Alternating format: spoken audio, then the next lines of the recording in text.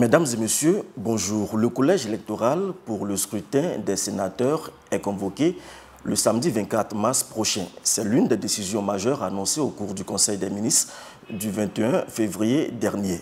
Mais cette décision suscite des réactions au sein de la classe politique ivoirienne. L'opposition crie à une violation de la Constitution pendant que la mouvance présidentielle salue cette décision qui marque un pas important vers l'installation de la seconde chambre du Parlement ivoirien.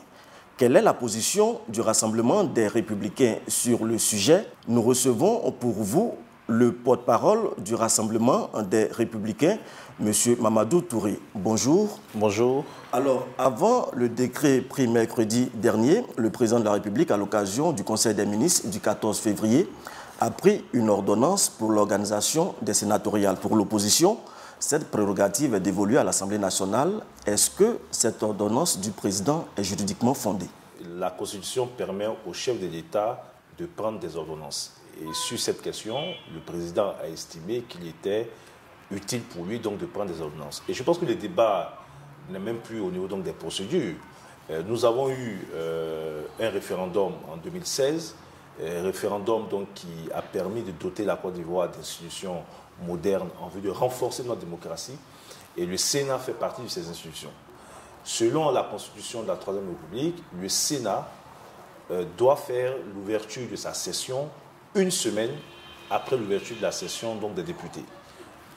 Le délai constitutionnel pour l'ouverture des sessions au niveau donc, des députés est donc le premier lundi du mois d'avril.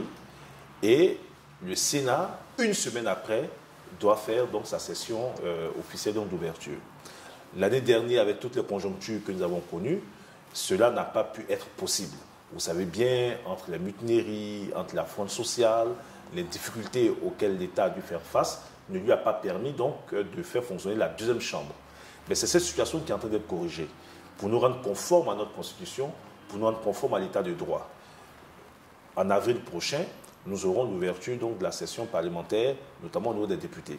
Une semaine après, le Sénat doit faire l'ouverture de sa session et c'est conformément donc, à ces exigences démocratiques et à ces exigences d'un État de droit que le processus d'élection des sénateurs est en cours. Oui, vous l'aviez dit tantôt, la Constitution a été adoptée en novembre 2016. En 2017, il n'y a pas eu de Sénat. La Côte d'Ivoire ne s'est pas pour autant arrêtée. Pourquoi on estime aujourd'hui qu'il y a une urgence Non, on ne parle pas en termes d'urgence, on parle en termes de respect de la Constitution. Je vous ai dit que des facteurs exogènes, notamment la conjoncture que nous avons connue, mais que tout le monde a vécu en 2017, n'a pas permis la mise en place du Sénat. Maintenant que la situation s'est normalisée, il est important d'aller vers le respect de la Constitution et la Constitution prévoit donc cette deuxième chambre qui doit aussi légiférer après donc, les députés. Alors, l'autre sujet qui fâche l'opposition, c'est la commission électorale indépendante. Certains leaders de l'opposition estiment qu'elle est caduque. Quelle est l'observation du RDR sur ce sujet? Alors, deux choses. Sur les critiques à l'égard de cette commission électorale indépendante, notre position n'est pas différente de celle du gouvernement, qui est de rappeler d'abord un principe, c'est que cette commission électorale est la version améliorée de la commission électorale issue donc des accords politiques. Ensuite, cette commission électorale indépendante est consécutive au consensus entre différents acteurs politiques en Côte d'Ivoire, y compris avec le FPI d'Afin Guessan, d'ailleurs qui a un poste de vice-président au sein de cette commission électorale, avec d'autres partis de l'opposition, M. Gervais Koulibaly et autres. Donc, c'est le fruit d'un consensus. Maintenant, qu'il y ait un débat sur l'amélioration de ce dispositif et son évolution, oui, le débat peut se faire. Il s'agira donc pour tous les partis politiques d'en faire des suggestions et il s'agira donc pour le gouvernement et la commission électorale elle-même d'en juger donc la pertinence et de voir dans quelles conditions cela peut se faire. Ce que nous disons, c'est que la commission électorale qui est là, son mandat est de 6 ans. Elle a son mandat qui finit en avril 2020. Elle est le fruit d'un consensus entre les différents partis politiques. Elle a organisé des élections entre-temps, la présidentielle de 2015, le référendum de 2016, les élections législatives de 2016, et tout cela s'est fait de façon collégiale avec les représentants de l'opposition. En aucun moment, l'opposition n'a contesté le travail fait par la Commission électorale indépendante. D'ailleurs, elle a tellement bien travaillé qu'à l'issue de la présidentielle de 2015, la quasi-totalité des opposants qui s'étaient présentés à cette élection ont félicité le vainqueur de ces élections, c'est-à-dire le président Alassane Ouattara, et ont salué donc, le caractère démocratique et transparent de ce scrutin. Donc, il faut d'abord que nous tombions d'accord que cette commission électorale est le fruit d'un consensus, et ensuite, comme l'a dit le porte-parole du gouvernement, c'est une question qui reste ouverte et c'est légitime dans un débat démocratique qu'on veuille faire des propositions pour améliorer. Au moment opportun, ces propositions seront donc analysées par ceux qui en ont l'initiative, enfin ceux qui ont l'initiative donc, de l'organisation de ces élections, et en ce moment-là, ils jugeront l'opportunité donc de l'évolution. Mais la situation actuelle est le fruit d'un consensus entre nous et l'opposition. Mais c'est le fruit d'un consensus. Un consensus peut à un moment donné ne plus faire l'unanimité. Oui, mais on ne peut pas dire que le consensus ne fait plus l'unanimité lorsqu'on a ces émissaires qui continuent donc de siéger au sein de la Commission électorale indépendante. Ce que je dis, même les élections sénatoriales qui vont se faire, tout le processus est conduit par la Commission électorale indépendante avec donc les représentants de l'opposition. Toutes les décisions, en tout cas pour ce que nous savons, sont prises en interne de façon collégiale. Et les représentants de l'opposition qui siègent encore au sein de cette commission électorale participent donc au processus de prise de décision au sein de cette institution. Mais il n'y a pas justement que l'opposition ivoirienne qui remet en cause l'impartialité de la CEI. Je voudrais, si vous le permettez, qu'on revienne sur la décision rendue par la Cour africaine des droits de l'homme et des peuples en novembre 2016. L'arrêté dit ceci, et je cite, « L'État de Côte d'Ivoire a violé son obligation de créer un organe électoral indépendant et impartial prévu par l'article 17 de la Charte africaine sur la démocratie et l'article 3 du protocole de la CEDEAO sur la démocratie et la bonne gouvernance, et qu'il a également, par voie de conséquence, violé le droit des citoyens de participer librement à la direction des affaires publiques de leur pays, garanti par l'article 13 de la Charte africaine des droits de l'homme et des peuples. » C'est quand même gros. Je ne voudrais pas faire de commentaires sur cette décision de la Cour de justice africaine. Et je pense que ceux à qui sont destinées ces recommandations, notamment l'État de Côte d'Ivoire, se sont appropriés donc de ces décisions, auront le temps donc d'y répondre et juger donc l'opportunité de réajouter les choses ou pas en fonction de ce qui a été dit. Ce que nous disons, c'est que la Côte d'Ivoire vient de loin. Il faut quand même que nos concitoyens et les Africains en général comprennent que lorsqu'en 2002, nous avons eu la crise militaire en Côte d'Ivoire et que nous avons recherché la paix, dès les accords de Marcoussis, la question de la commission électorale indépendante a été discutée, puisqu'il s'agissait de permettre à la Côte d'Ivoire d'aller à des élections libres, démocratiques et transparentes. C'est effectivement à Pretoria que la formule de la commission électorale indépendante, dans sa composition avec une forte dose de partis politiques participant aux différents accords, a été arrêtée. Mais l'opposition qui parle aujourd'hui a accepté cette commission électorale indépendante fortement représentée par les partis politiques.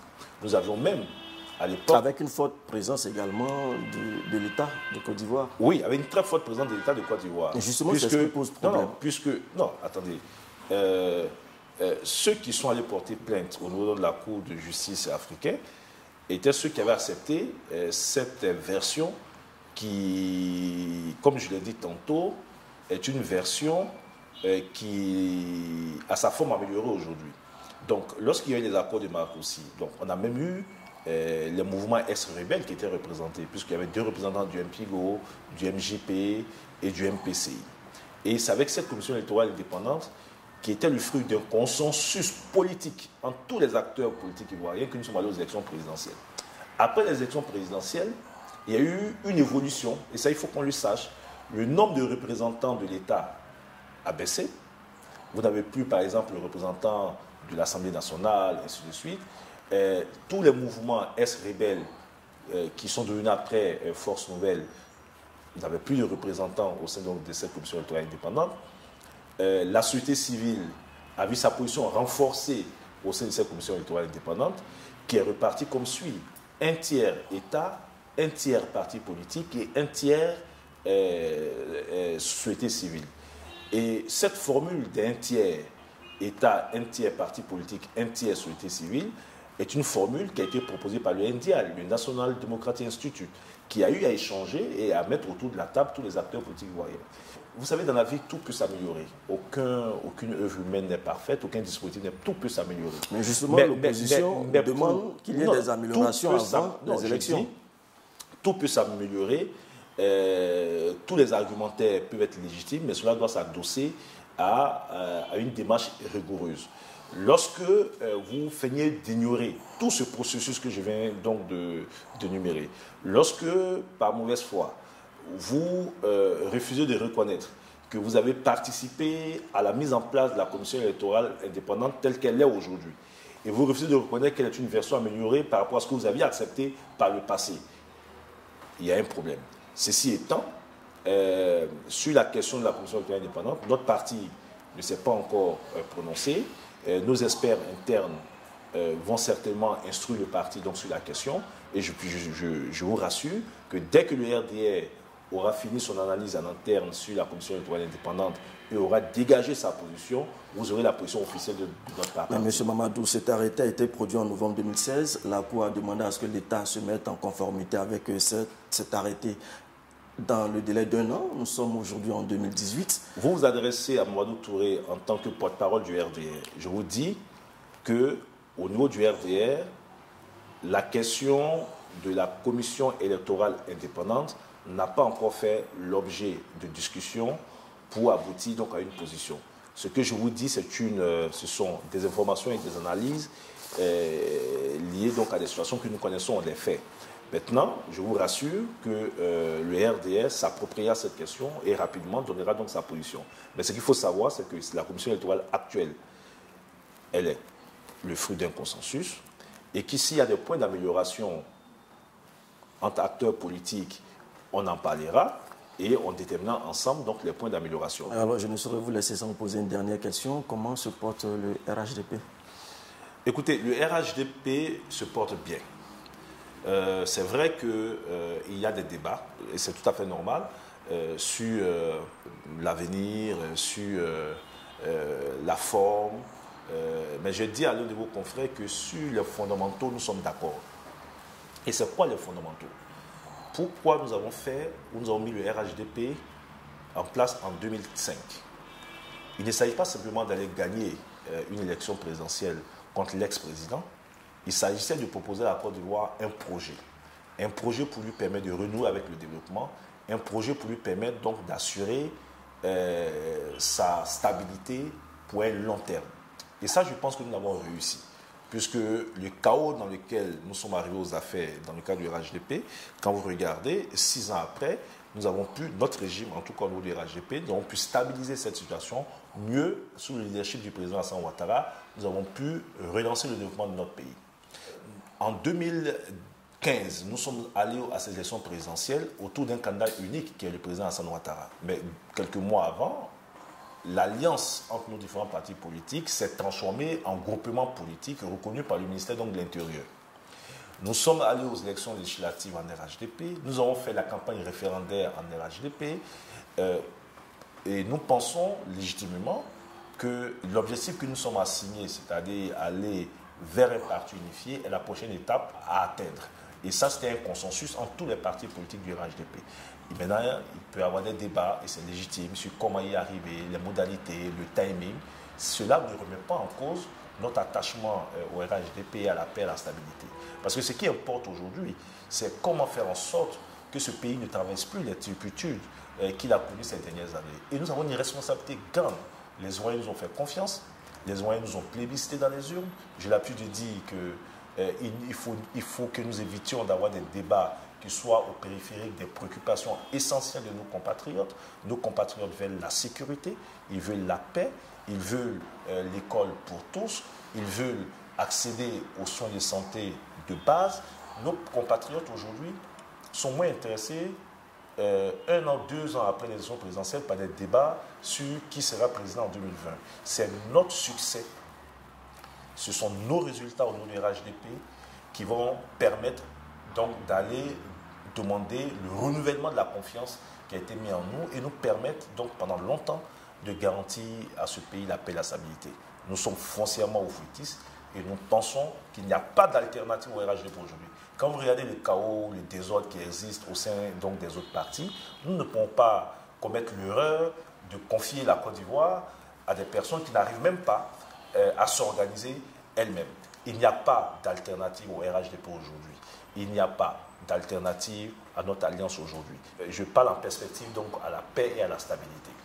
D'accord. Alors vous partez donc au sénatorial en RHDP ou en rang dispersé? Alors sur la question, nous avons une position de principe. Le RDR, au cours d'un comité de direction, a souhaité aller aux élections locales en RHDP unifié. Le processus de discussion sur ces questions-là est au niveau donc, du comité de haut niveau qui est composé donc, de l'ensemble des partis du RHDP.